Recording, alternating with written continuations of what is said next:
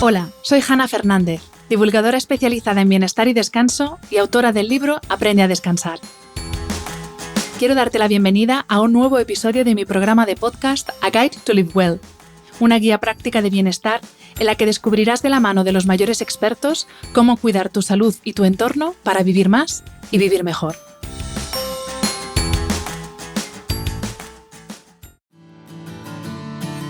Bueno, aquí estoy una semana más y en esta ocasión me voy a marcar un episodio solo, un monólogo, porque en las últimas semanas he asistido a unas cuantas conferencias muy interesantes y he leído también algún que otro discurso muy interesante y quería compartirlo contigo.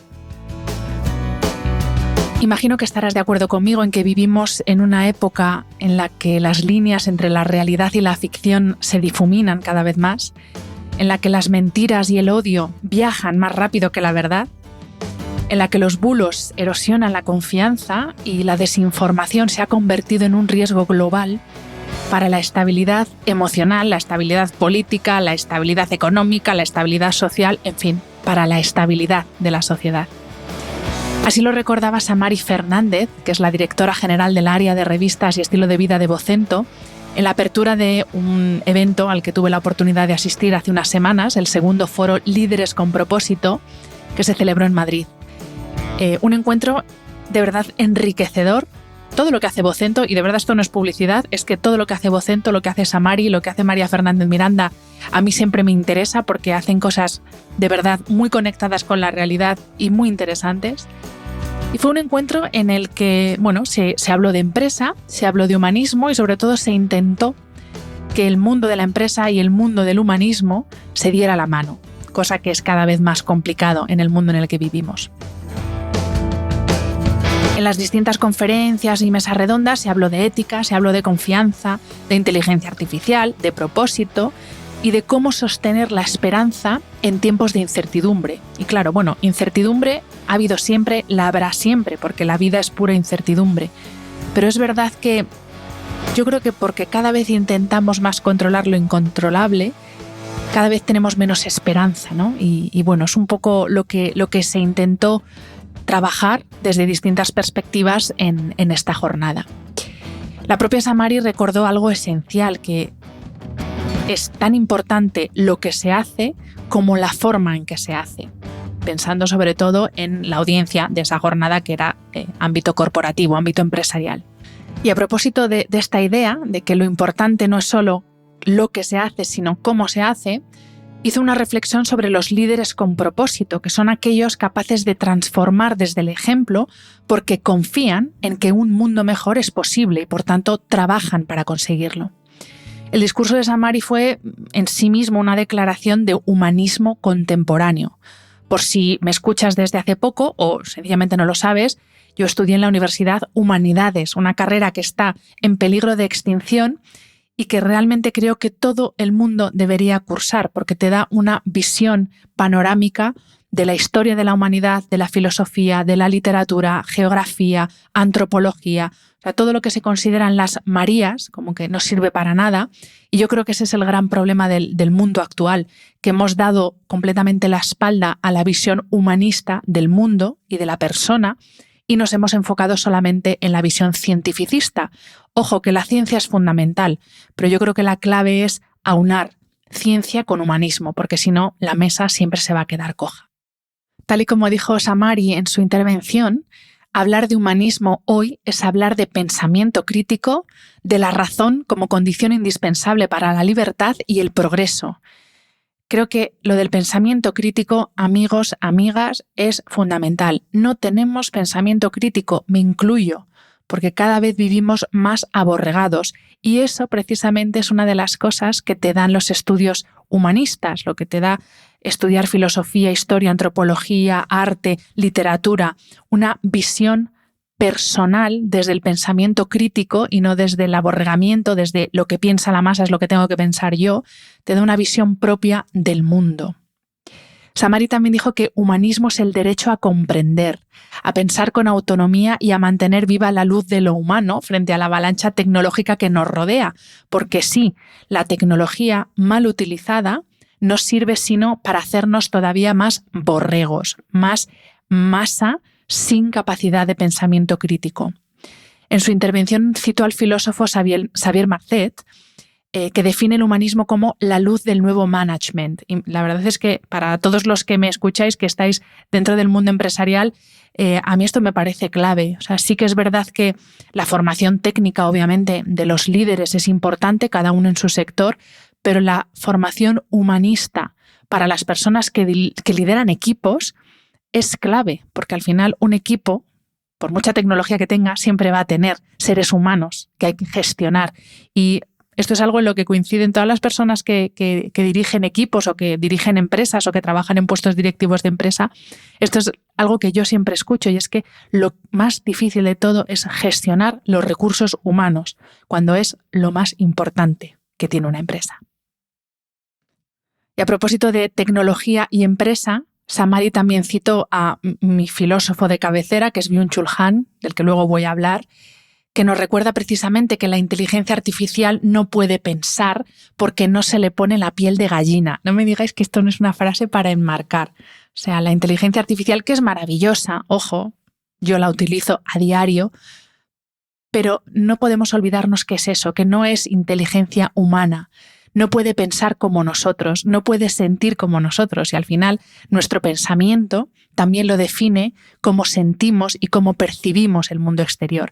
Y esa frase de no puede pensar como nosotros porque no se le pone la piel de gallina es que me parece, creo que es una metáfora bellísima para expresar que la emoción, que la empatía, que la sensibilidad son territorios exclusivamente humanos y que tenemos que seguir cultivándolos y poniéndolos en valor, no en detrimento de la inteligencia artificial, no en detrimento de la tecnología, sino para entender que somos diferentes y que esa diferencia está bien, no pasa nada. En su discurso, Samari también habló del humanismo como esa capacidad de diferenciar entre el tiempo tecnológico y el tiempo humano, que creo que es también una de las claves de la época actual. Y para ello evocó palabras del filósofo Josep Maria Esquirol. Tenéis, a propósito de este tema, un Aprendemos Juntos de BBVA con él, que es magnífico. Y precisamente Esquirol escribe y dice que lo contrario de la prisa no es la lentitud, sino tener tiempo. Y esto también creo que es otra idea clave para entender el mundo en el que vivimos y sobre todo para poder vivir en el mundo en el que vivimos. No pretender que el tiempo tecnológico sea el mismo y sea síncrono al tiempo humano, sencillamente porque es imposible. Y te repito la frase de Esquirol: lo contrario de la prisa no es la lentitud, sino tener tiempo. Tiempo para cuidar, para estudiar, para crear, para imaginar, para hacer todas esas cosas que nos hacen humanos. Y otra de las frases que nos regaló, porque la verdad es que fue un regalo la intervención de Samari, vaya pelota que te estoy haciendo, Samari, no sé si vas a escuchar esto, pero es que de verdad me encantó, porque me sorprendió mucho en un foro así encontrar una reflexión tan profunda, o sea, lo digo en el mejor de los sentidos. Otra de las frases que trajiste a colación, que trajo Samari a colación de Esquirol, es que la escuela del alma nos enseña que una cosa es adoptar la técnica y otra adaptarse a ella. Y creo que es otra de las claves para entender y sobre todo para poder vivir en el mundo actual. Porque quien adopta la tecnología puede desconectarse de ella cuando lo necesita, pero quien se adapta a ella, es decir, modifica todo su mundo y todo para adaptarse a la tecnología, queda atrapado en ella. Y por eso hay tantas personas que encuentran imposible desconectarse porque han adaptado todo, su vida, su forma de pensar, su ritmo de trabajo, su ritmo de vida, lo han adaptado todo a la técnica, en lugar de adoptar la tecnología para hacer uso de ella cuando es necesario y cuando no, desconectarse de ella. Y Samari concluyó su intervención, y esto me sirve para unirlo con cómo comenzaba yo este episodio especial. Lo que hizo Samari fue citar a la periodista filipina y Premio Nobel de la Paz María Ressa, que dijo: si no tenemos hechos, no tenemos verdad. Si no tenemos la verdad, no tenemos confianza. Y ese fue precisamente el hilo conductor que se siguió durante toda la jornada, ¿no? La confianza como base para el liderazgo y como base para construir un mundo con sentido. Y eso creo que también podemos extrapolarlo a la vida personal de cada uno, precisamente porque lamentablemente vivimos en un mundo en el que cada vez es más difícil saber qué es dato y qué es relato, y en el que cada vez es más difícil saber cuál es la verdad. Y por eso vuelvo a hacer alusión a esa necesidad de tener pensamiento crítico para poder descubrir la verdad cada uno, porque esa es la única manera de tener confianza en todo, en el ser humano, en uno mismo y en la sociedad que estamos creando entre todos.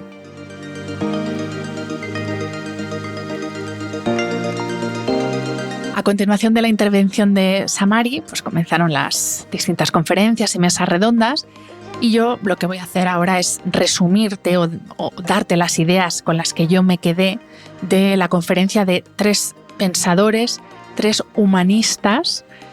Ojo, uno es neurocientífico, el otro es filósofo y el otro es paleontólogo, para que entiendas que el humanismo no se puede entender sin también entender la parte científica, la parte paleontológica, la parte antropológica, la parte filosófica del ser humano, que, los 3, desde sus distintas perspectivas, abordaron la gran pregunta de nuestro tiempo, que es cómo seguir siendo humanos en una era dominada, por un lado, por la inteligencia artificial, pero también dominada por la desconfianza y también dominada por el cansancio colectivo, ¿no? Por esta sensación ya de fatiga crónica, no solo fatiga física, que también, sino fatiga, pues eso, porque al final es tan difícil crearse una idea de lo que es cierto y de lo que no lo es, ¿no? Que yo por lo menos así lo siento. Yo me siento como cansada de decir, ¿para qué seguir? No sé, ¿para qué? Muchos días me levanto y digo, ¿para qué? Si no sé si esto sirve para algo, si no. Y yo creo que esa sensación de cansancio colectivo es algo que se respira en el ambiente, ¿no? Y vamos teniendo pequeños chutes durante el año, ¿no? Ahora viene la Navidad, hemos tenido Halloween, hemos tenido el verano, hemos tenido que si un festivo, que si un tal. Esos pequeños chutes, pero al final luego cuando volvemos a la realidad seguimos exactamente igual. Así que bueno, lo que voy a hacer es compartir contigo las ideas que para mí fueron más inspiradoras de las charlas de estos tres humanistas con mayúsculas, porque de verdad que, bueno, para mí fue un regalo, os lo digo, fue un regalo de día y, bueno, afortunadamente la tecnología, que tiene sus cosas buenas, nos permite tener acceso a contenido creado por gente excelente, y de estas 3 personas, de estos 3 humanistas, hay mucho contenido en las redes que te invito a que descubras. Te digo, como te decía, un neurocientífico, un filósofo y un paleontólogo. 3 miradas completamente complementarias que desde la ciencia, la filosofía y la biología / antropología nos invitaron a cultivar una nueva forma de liderazgo más lúcida, más ética y con mayor esperanza. La primera intervención fue la de Mariano Sigman, neurocientífico argentino de referencia internacional, archiconocido, que inauguró precisamente la jornada con una ponencia para mí fascinante sobre la ciencia de la confianza. O sea, de verdad os lo digo, fascinante. ¿Qué nos contó Mariano Sigman? Pues, por ejemplo, nos dijo que desde niños nos hacen creer que hay 2 caminos que son incompatibles, ¿no? El de la razón y el de la emoción. Ciencia, humanismo. Es que al final acabamos siempre en lo mismo. Pero él nos explicó que nunca entendió esa separación y, de hecho, para él, pensar científicamente es una forma de cuidar lo humano. Entonces, en su intervención nos fue explicando una serie de experimentos que se habían hecho a lo largo de la historia, sobre todo desde el punto de vista psicológico, para demostrar cómo construimos nuestras creencias con sorprendente rapidez. Cómo juzgamos a una persona en milisegundos por su rostro, por ejemplo, o, al contrario, cómo otorgamos confianza a alguien sin conocerlo, sin saber nada de esa persona, solamente por la impresión que nos da su cara. Esto lo hizo con un experimento que lo mismo puede que esté por ahí por internet. Era la misma cara, o sea, la cara de la misma persona, con 3 expresiones distintas. Una expresión como frunciendo un poco el ceño, otra con una media sonrisa y otra con una cara inexpresiva totalmente. Y directamente nos preguntó a la audiencia y nos dijo, viendo estas 3 caras, ¿a quién le dejaríais las llaves de vuestra casa? ¿O a quién le confiaríais vuestras maletas en el aeropuerto? ¿O a quién le dejaríais a vuestro niño para que os lo cuide en el parque? Era la cara de la misma persona. Y sin embargo, Unos dijimos que se la confiaríamos al que tiene cara más agresiva, otros dijimos o dijeron que se la confiarían al que tenía cara más sonriente y otros a los que tenían la cara más inexpresiva. Era la cara de la misma persona. Y esto, ¿para qué nos sirve este ejercicio? Pues para entender que a veces prejuzgamos, o bien sin tener ni idea, o bien porque nos creamos nosotros una realidad a partir de datos que en muchos casos no son reales, sino por creencias que tenemos nosotros, en fin, o por toda la información que tenemos a nuestro alcance y que desgraciadamente no siempre es información veraz.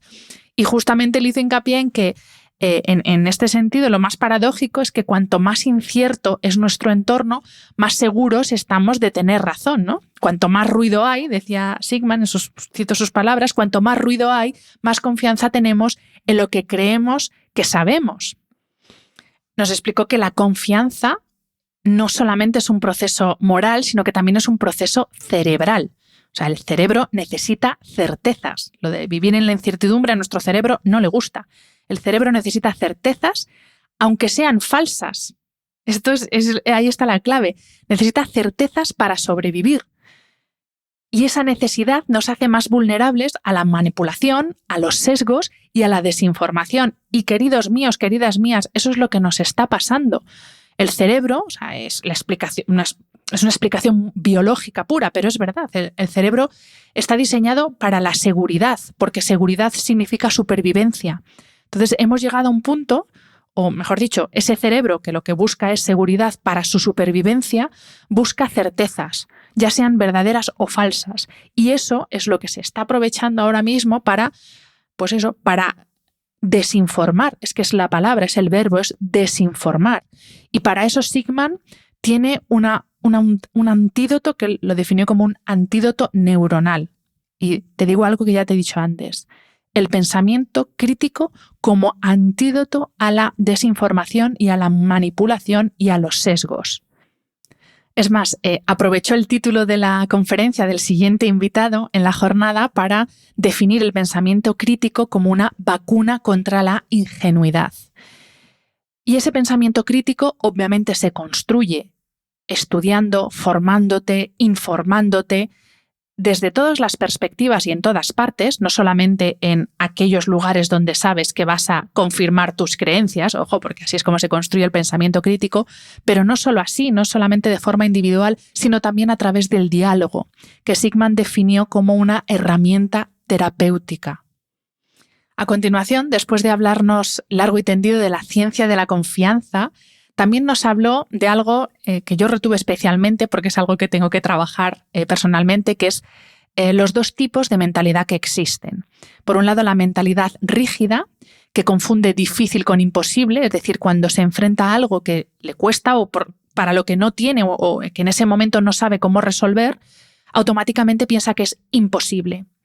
Y él confronta esta mentalidad rígida con la mentalidad de crecimiento, que se diferencia de la anterior en que cuando se encuentra ante algo que es un desafío porque no sabe cómo hacerlo posible, no lo descarta como imposible, sino que directamente busca cómo hacer posible aquello que le resulta difícil. No sé si me explico. La mentalidad rígida es la que, en cuanto hay algo que le supone un obstáculo porque es difícil, dice, esto es imposible y abandona. Esa soy yo.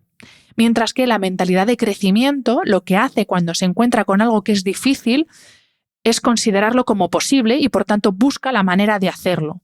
Tarde el tiempo que tarde, necesite los recursos que necesite, pero busca la manera de hacerlo.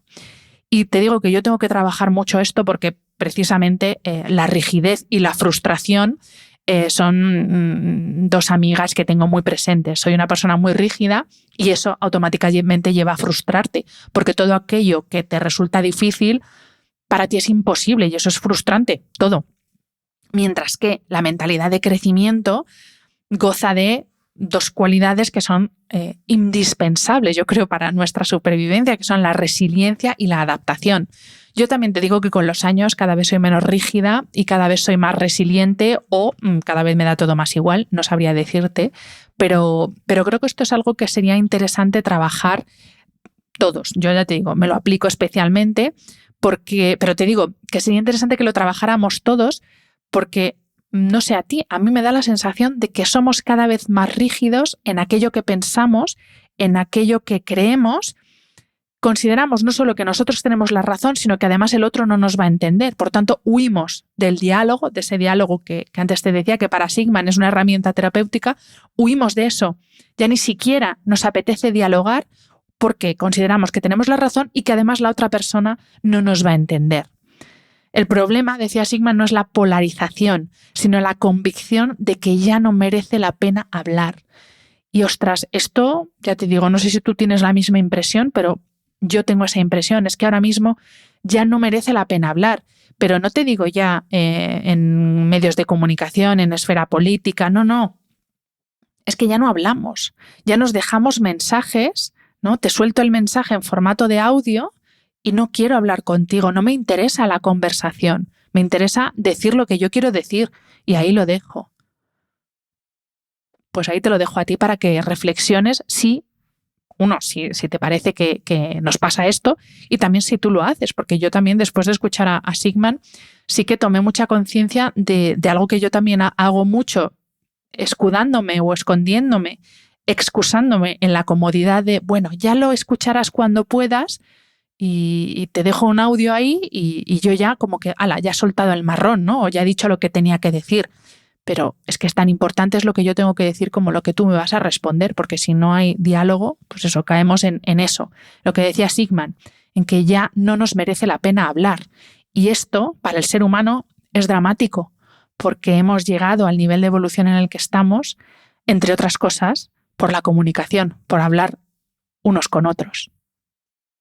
Y una de las últimas ideas que nos lanzó Sigman en su intervención, que creo que tiene mucho que ver con esta idea del diálogo, con esa necesidad de hablar y de volver a hablar y de volver a comunicarnos desde el sentido, pues para eso es imprescindible la atención. Y fíjate lo que dijo Mariano Sigman. Dijo que la atención es una forma de amor. Creo que es la definición más bonita que he escuchado de lo que significa prestar atención. Y la confianza realmente no es otra cosa que eso, es mirar a la otra persona con presencia, con atención. Eso, como dice Sigman, demostrando amor a esa persona. Y ya te digo, creo que es otra de las claves para intentar salir de este pozo en el que estamos cayendo de forma vertiginosa, en el que cada vez nos gusta menos hablar, nos gusta menos comunicarnos, nos gusta menos dialogar, porque no vaya a ser que otra persona piense diferente. Y creo que esto es muy necesario. Es muy necesario el volver a comunicarnos con atención, entendiendo la atención como eso, como una forma de amor hacia la otra persona.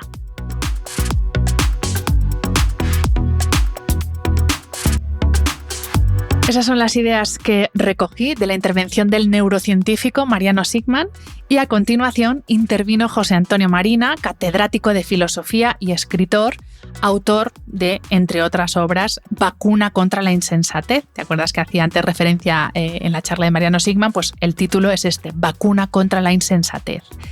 Y lo que hizo José Antonio Marina en su intervención es llevarnos al terreno de la inteligencia humana, al terreno de la ética y bueno, lo hizo con un chascarrillo, ¿no? Porque ese día hacía muy buen día en Madrid y dijo, yo cada vez entiendo menos al alma humana porque no entiendo cómo podéis estar aquí metidos escuchándome a mí con el día tan maravilloso que hace en Madrid. Pero bueno, utilizó esta broma para esa primera idea que lanzó, que es que cada vez entiende menos al alma humana, y creo que eso es algo que a muchas personas nos pasa, ¿no? Que cada vez entendemos menos al ser humano.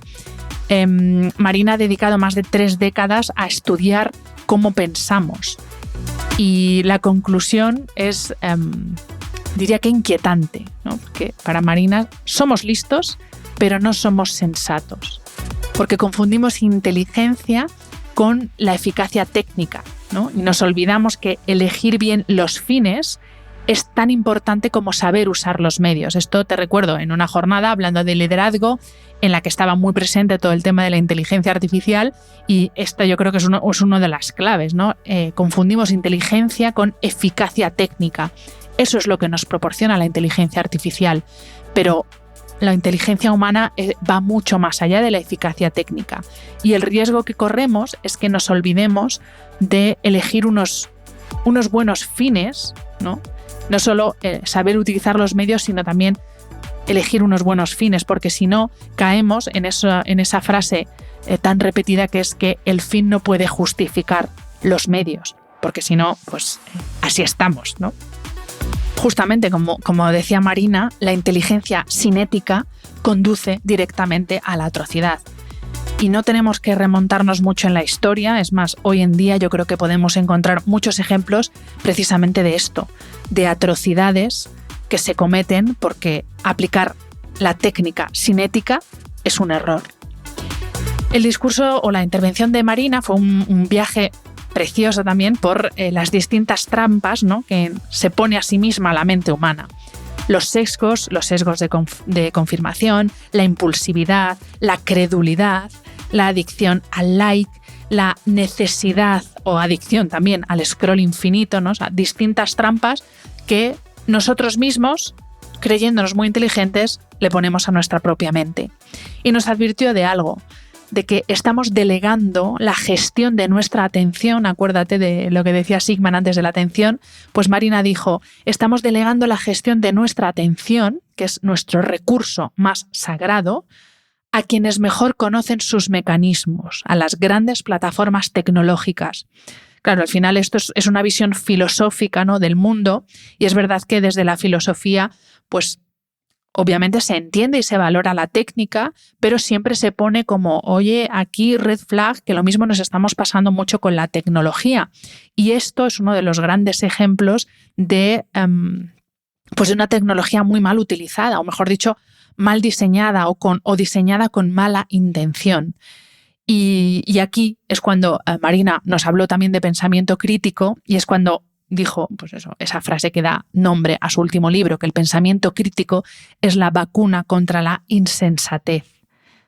Y no solo contra la insensatez, sino contra la adicción y los distintos tipos de adicción a los que estamos sometidos y a los que nos sometemos incluso voluntariamente en la época actual, la vacuna contra el fanatismo y la vacuna contra la diversión vacía que nos distrae de las cosas que tienen sentido. Te lo vuelvo a repetir porque esta es la clave de la intervención de Marina, en mi opinión. El pensamiento crítico es la vacuna contra la insensatez, pero también es la vacuna contra las adicciones modernas, contra el fanatismo y contra la diversión vacía que nos distrae y nos aleja de las cosas que realmente tienen sentido para nosotros. Y concluyo con una frase que resume muy bien su filosofía vital, y es que la mayor creación de la inteligencia no es la tecnología, ni la ciencia, ni el arte, sino la bondad humana. Una de esas cualidades que solamente puede tener el ser humano, que no puede tener una máquina o una inteligencia artificial. Porque para resolver los problemas de convivencia y de felicidad, necesitamos bondad, necesitamos lucidez, necesitamos coraje, y son cualidades que no tienen las máquinas. Por mucho que le pidamos a ChatGPT, oye, ¿cómo soluciono el problema de convivencia en mi comunidad de vecinos? Pues sí, te va a dar ejemplos, te va a dar frases, te va a dar herramientas, te puede hacer un deep research, una investigación profunda de lo que quieras, pero nunca te va a dar la solución que te va a dar abordar un problema humano desde la bondad, desde la lucidez, desde el coraje, desde esas cualidades que son fundamentalmente y esencialmente humanas. Bondad entendida como inteligencia en acción, que es otra de las perlas que dejó Marina en su intervención. Bondad entendida como inteligencia en acción, que es la forma más sofisticada de sabiduría. Te lo dejo para que reflexiones. Y la tercera charla magistral, porque para mí fueron 3 charlas magistrales de la jornada, estuvo a cargo de Juan Luis Arzuaga, que es paleoantropólogo, director científico de Atapuerca y autor de muchísimos libros, entre ellos La especie elegida o la trilogía que ha escrito junto a Juan José Millás a modo de diálogo entre un sapiens y un neandertal. Arzuaga es una de las voces más lúcidas del pensamiento científico y del pensamiento humanista español.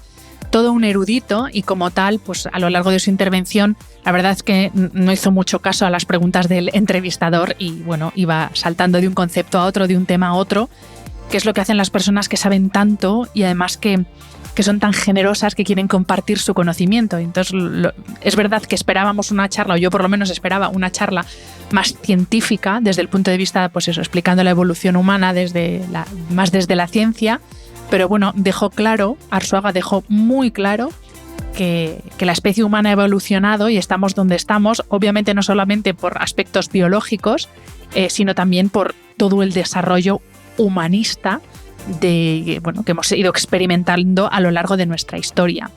La primera idea con la que me quedé, que me apunté de todo lo que compartió Arzuaga en su intervención, fue una cita de Karl Popper, que es que solo los optimistas hacen algo. Me gustó mucho porque yo, y en esto también es otra cosa que me estoy trabajando cada vez, o me estoy volviendo una persona en cierto modo pesimista. Y eso, el pesimismo lleva a la inacción. Totalmente. Y cuando pues ves las cosas como, no es que lo veas todo negro, pero dices, buah, ¿para qué me voy a esforzar en esto? ¿Para qué voy a seguir con esto? ¿Para qué voy a hacer esto? ¿No? Cuando vas cayendo en ese pesimismo, pues te vas volviendo una persona que hace cada vez menos cosas. Por eso esa frase de solo los optimistas hacen algo se me quedó especialmente grabada porque es verdad que cuando vas cayendo en ese pesimismo, en esa desconfianza, en esa desesperanza, te vuelves una persona cada vez menos activa y eso al final te acaba perjudicando en todos los sentidos. Yo definiría a Arzuaga como una combinación entre empirismo, esperanza, humanismo, cientificismo. La verdad es que es un tipo excepcional. O sea, habla de los fósiles, ¿no? Desde la biología evolutiva, pero sin perder de vista la filosofía y todos esos aspectos humanistas que nos hacen humanos. De hecho, habló de la historia de la humanidad no solo como una historia biológica, que también lo es, sino como una historia simbólica. Como el relato de una especie que decidió crear significado donde antes solamente había supervivencia. Eso es, yo creo también, obviamente no es que me esté comparando con Arzuaga, por favor, no se me entienda así, pero es verdad que en la evolución de la especie humana hay un punto de inflexión en el que pasamos de ser seres cuyo único objetivo es la supervivencia a ser seres que encuentran sentido en aquello que hacen, que obviamente siguen haciéndolo o siguen haciendo muchas de esas cosas para sobrevivir, pero que no solamente lo hacen con ese objetivo de supervivir, que es lo que hacen todas las especies animales, sino que también encuentran un sentido a aquello que hacen. Dijo algo también muy clave en este sentido Arzuaga, y es que dijo, somos la única especie que tiene banderas. Y eso es verdad, somos los únicos que peleamos por nuestras ideas, por nuestros símbolos, por nuestras identidades, y esto es algo que solamente existe en la especie humana, no existe en otras especies animales, no existe en otras especies de la naturaleza. Y esto es verdad porque puede ser positivo, porque al final pues, es ese sentido de pertenencia, ese sentido de propósito, ese verle sentido a la vida más allá de la mera supervivencia, pero también puede llegar a ser el origen de muchos de nuestros males. Y es más, como dijo el propio Arzuaga, esa capacidad de imaginar, de construir mitos, de crear religiones o de establecer sistemas de valores compartidos ha sido nuestra mayor fuerza evolutiva, cierto, pero también ha sido y es nuestra mayor fuente de conflicto, porque en el momento en que inventamos la tribu simbólica, ese grupo al que pertenecemos y al que queremos pertenecer, también inventamos al enemigo. ¿Y cuál es la solución que propone Arzuaga? Pues la misma que propuso Sigman en su intervención, la misma que propuso Marina, el pensamiento crítico. Y es más, Arzuaga, de hecho lo explicaba con una mezcla entre humor y un poco de melancolía, dijo, el pensamiento crítico siempre ha sido escaso, porque el precio de la libertad es la soledad. Pensar por cuenta propia, decía Arzuaga, implica alejarse del calor del establo, que a su vez es una expresión de Nietzsche, de esa necesidad humana de pertenecer a un grupo y de sentirse a salvo dentro de una identidad colectiva. Por eso, la independencia intelectual siempre ha tenido un coste, como repitió en numerosas ocasiones a lo largo de su intervención Juan Luis Arzuaga. Otro de los temas de los que habló Arzuaga, recogiendo en cierto modo el testigo de lo que había dicho Sigman anteriormente, es de la confianza, pero en este caso Arzuaga habló de la confianza como una forma de cooperación biológica. Dijo que no hacía falta invocar al altruismo heroico para entender la evolución del bien, que lo verdaderamente humano no es darlo todo sin esperar nada, sino establecer vínculos de reciprocidad, de justicia compartida y de mutuo cuidado, ¿no? Ese altruismo absoluto no existe. De hecho, pues, lo dijo también con una broma. Dijo, si yo limpio los platos hoy, mañana los vas a limpiar tú. O sea, esto es una cosa recíproca, no es que yo lo haga todo. No soy Fray Escoba. Entonces, esto también en cierto modo es una forma de decir que la virtud humana no está en la perfección, y eso está bien, porque la perfección no existe, sino que la virtud humana está en el equilibrio, ¿no? En el reconocimiento de que la cooperación, no la santidad, ha sido siempre el verdadero motor evolutivo de nuestra especie. Y esto es algo, volviendo a la época actual, que estamos perdiendo de una forma muy peligrosa. Y a propósito de la inteligencia artificial, que era el tema conductor o uno de los temas conductores de la jornada, Arzuaga le devolvió una de las respuestas, yo creo, más lúcidas de toda la jornada, porque él dijo que no veía una amenaza en la inteligencia artificial, sino un paso más en la adaptación de una especie extraordinariamente plástica y con una extraordinaria capacidad de adaptación. Y esto yo creo que nos puede dejar tranquilos, ¿no? Porque, oye, no es un peligro. De nuevo, la inteligencia artificial, como cualquier técnica, es un peligro en las manos equivocadas y con la intención equivocada. Dijo Arzuaga que el ser humano tiene una capacidad inmensa para asumir el cambio. Igual que dejamos de usar cabinas de teléfono o empezamos a usar tarjetas de crédito, pues seremos capaces de asumir el uso de la inteligencia artificial. Y cuando esto ocurra, de nuevo, según Arzuaga, dejará de ser un tema de conversación o dejará de serlo como es hoy, que es, pues, prácticamente es un tema de conflicto según dónde se hable de la inteligencia artificial. El punto de vista de Arzuaga no era tecnológico, sino antropológico. La plasticidad humana es una herramienta de supervivencia y, por tanto, según uno de los paleontólogos más célebres que tenemos, paleoantropólogo, mejor dicho, seremos capaces, porque somos plásticos, de adaptarnos al uso de la inteligencia artificial como lo hemos hecho a lo largo de nuestra evolución a todo lo que ha pasado. A las glaciaciones, a las guerras, a las pandemias, a las distintas revoluciones industrial, tecnológica, digital. Cada salto ha sido un riesgo, pero también ha sido una oportunidad para seguir evolucionando como especie. Y lo que nos ha permitido sobrevivir precisamente no ha sido ni la fuerza ni la velocidad, sino la capacidad de reinventarnos sin perder la conciencia de lo que somos. Por eso Arzuaga, frente a la nostalgia, ¿no?, o al miedo al cambio, al terror a la inteligencia artificial, él lo que propone es conciencia, la conciencia como brújula moral de la evolución. Conciencia de nuestro pasado, porque sin memoria no hay identidad, y conciencia del futuro, porque sin responsabilidad no hay esperanza. Entonces, conciencia no solo del momento presente, sino también de lo que hemos sido y de lo que hemos hecho y de lo que queremos ser y lo queremos hacer.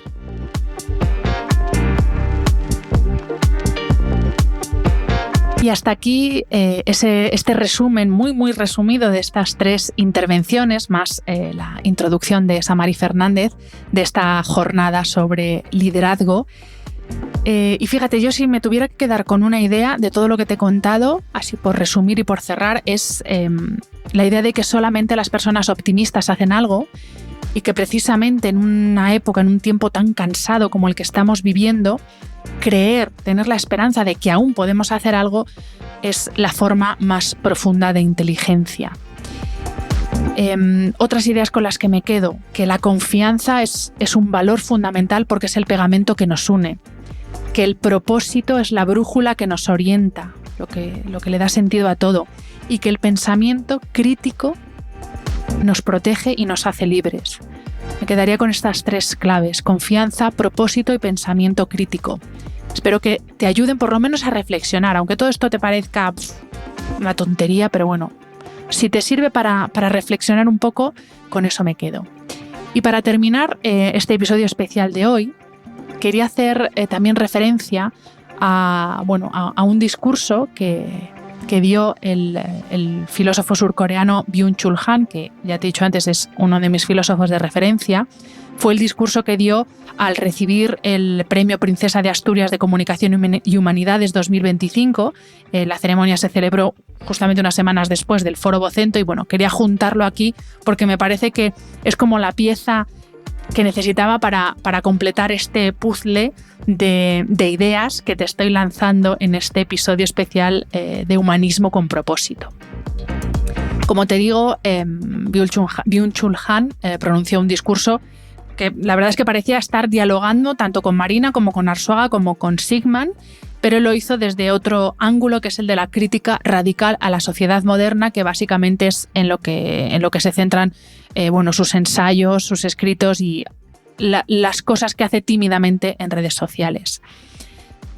Han comenzó su discurso evocando a Sócrates y cómo en la Apología de Platón el filósofo ateniense se comparaba con un tábano que pica y despierta a un caballo adormecido. Entonces el propio Han dijo de sí mismo: yo soy filósofo. Como tal, he interiorizado esta definición socrática de la filosofía: agitar a los ciudadanos, irritarlos, sacudirlos, despertarlos. Y eso precisamente es lo que hace Han con cada uno de sus ensayos. Desde La sociedad del cansancio, que para mí es un libro de referencia para tener en la mesilla, hasta La desaparición de los rituales. O sea, en todos sus ensayos deja muy claro su pensamiento y todo lo que él dice ha sido una sacudida para un mundo que se cree muy libre y muy feliz, pero que según el propio Han vive en un régimen despótico de autoexplotación. Ni somos libres ni somos felices. En el discurso lo que hace Han es explicar que, según él, ya no vivimos en una sociedad disciplinaria, sino que vivimos en una sociedad del rendimiento. Este concepto es suyo, la sociedad del rendimiento, en la que ya no hay amos visibles, ¿no?, que nos explotan, ni látigos externos. Ahora el látigo lo llevamos dentro y nuestros amos somos nosotros mismos. Somos nosotros los que nos explotamos, eso sí, con entusiasmo, creyendo que somos muy libres porque nosotros elegimos explotarnos. Nos decimos que elegimos o creemos que elegimos y que decidimos, que trabajamos en lo que queremos, pero la realidad es que lo que hacemos es autoexplotarnos hasta colapsar, ¿no?, hasta llegar al famoso burnout. Y eso es algo que nos estamos haciendo nosotros mismos, que, ojo, tiene todavía más delitos, si me permitís el inciso, porque claro, antes pues por lo menos te sometía a otra persona.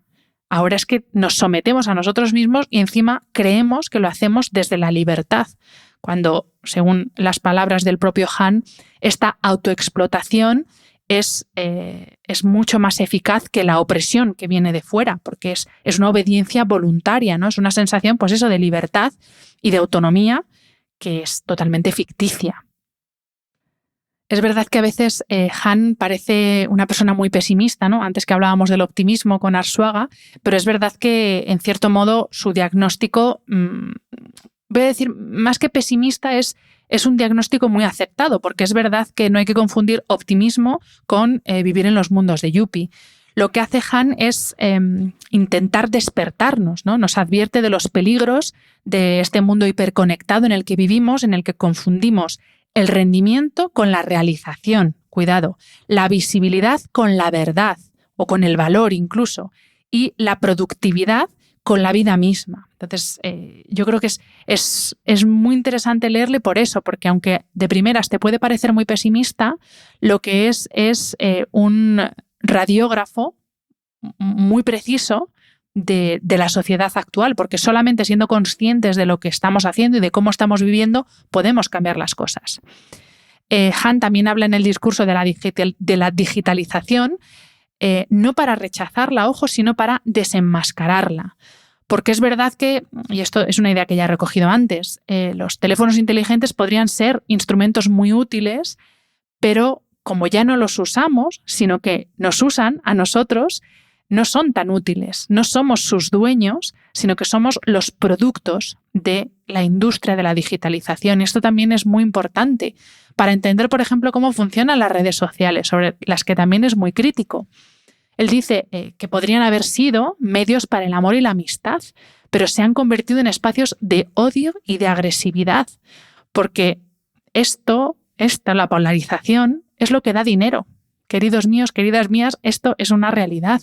Y las redes sociales, en lugar de unirnos, salvo excepciones y casos puntuales, pero en lugar de unirnos, nos aíslan y nos roban la empatía, esa capacidad de ponernos en el lugar del otro. Y sin empatía no vamos a ningún sitio. Es que no vamos a ningún sitio. Y con respecto a la inteligencia artificial también advirtió que sí, puede ser una herramienta maravillosa, pero también puede ser un instrumento de control y manipulación si no se regula con ética y con soberanía y se deja que sea solamente la política, la economía, las distintas industrias las que la manejen. El peligro no es la máquina, sino convertirnos en esclavos de nuestras propias creaciones, convertirnos en esclavos de esas máquinas. Es un poco lo que recogían también Marina y Arzuaga, la necesidad que tenemos de recuperar pues, ese pensamiento crítico, esa conciencia y esa medida humana frente al vértigo que nos da la técnica y que está ahí, o sea, que es una realidad. Otro de los temas que trató Han en su discurso, que me gustó muchísimo, es cómo se lamentaba de cómo hemos perdido el respeto, que es una virtud humana esencial, una virtud silenciosa que sostiene la convivencia. Y hemos perdido totalmente el respeto por el otro.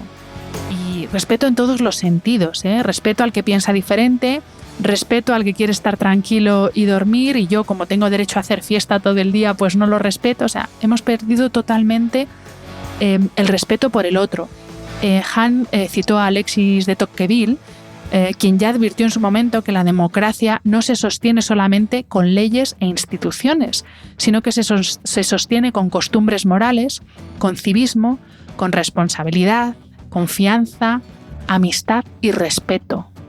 Ojo, sin todas estas virtudes, dice Han en su discurso, la democracia se vacía de contenido y se convierte en un espectáculo de poder.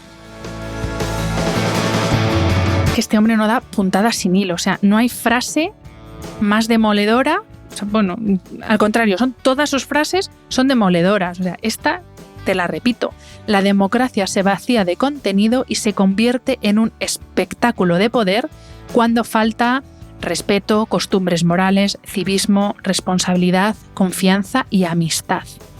Y ya, por si te parece poco esto, la crítica final que hace, que esa ya sí que es aplastante. Creemos vivir en la era de la libertad infinita, del amor instantáneo y de la comunicación sin límites. Pero el resultado es una soledad digitalizada, una hiperconexión sin comunidad, un mundo lleno de opciones, pero vacío de vínculos. Toma ya.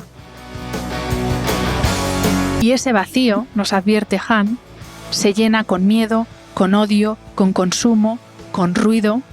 Así que te dejo esto y aquí ya sí que termino para que reflexiones sobre todo lo que te he contado antes de las 3 charlas de Mariano Sigman, de Marina y de Arzuaga, y sobre esta reflexión final de Han, que creo que es totalmente acertada. El primer paso para cambiar ese vacío no es más tecnología, no es consumir más, no es ser más productivo, no es ser más rápido, sino despertar. Despertar del cansancio, del autoengaño y del ruido. Y recuperar el tiempo, el respeto y la vida que, según el propio Han, se nos está escapando entre pantallas. Así que aquí te lo dejo. Espero que lo disfrutes, espero haberte transmitido con mi entusiasmo lo que he disfrutado escuchando y leyendo estas maravillas, y sobre todo espero que te ayuden a seguir construyendo tu propio pensamiento crítico.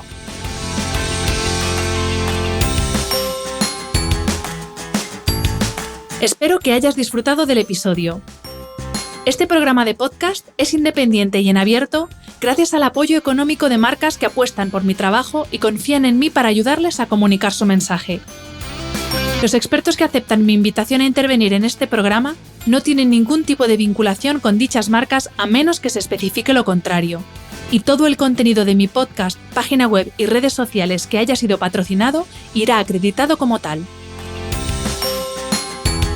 Gracias por ayudarme a que este proyecto siga siendo viable e independiente visitando la web de mis anunciantes, dejando reseñas, comentarios y valoraciones en las distintas plataformas de reproducción y compartiendo mi contenido en tus redes sociales. Mil gracias por estar al otro lado. Nos escuchamos en el próximo episodio.